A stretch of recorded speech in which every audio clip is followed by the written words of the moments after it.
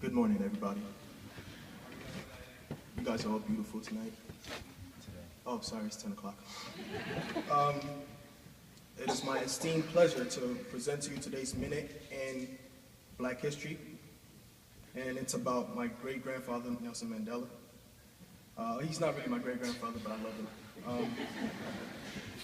As you can see, I put on my dashiki for him, and it's Gucci.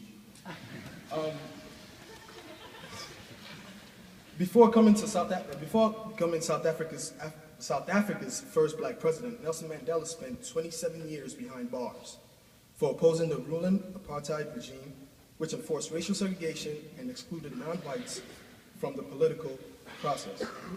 Fresh out of prison, Nelson Mandela first came to the United States in June 1990, where he gave speeches against apartheid all across the country.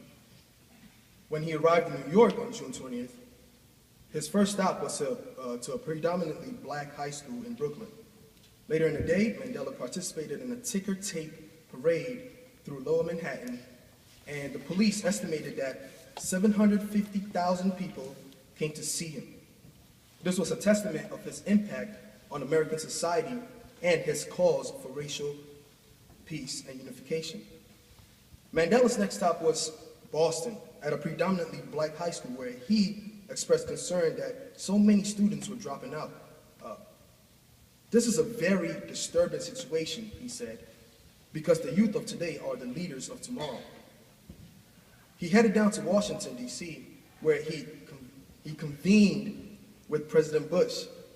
A day later, Mandela attended a congressional Black Caucus breakfast and became the third private citizen to address a joint session of Congress, where he said about South Africa, our country, which continues to bleed and suffer pain, needs democracy. We fight for a future in which all shall, without regard to race, color, creed, sex, or sex, have the right to vote.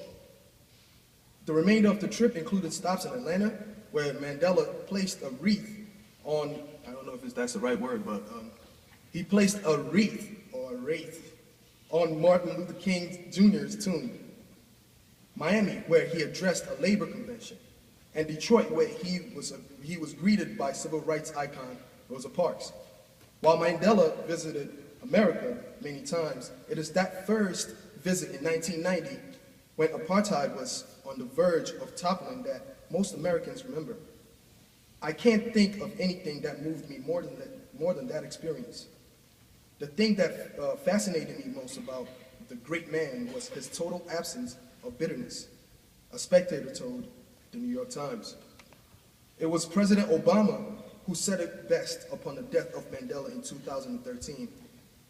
He said, "I studied his words and his writings, and like so many around the globe, I cannot fully imagine my own life without the example that Nelson Mandela set. And so long as I live, I will do what I can to learn from him.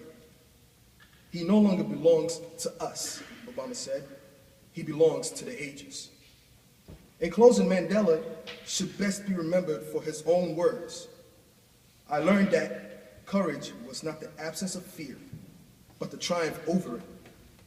The brave man is not he who does not feel afraid, but he who conquers that fear." Rest in peace, Nelson Mandela.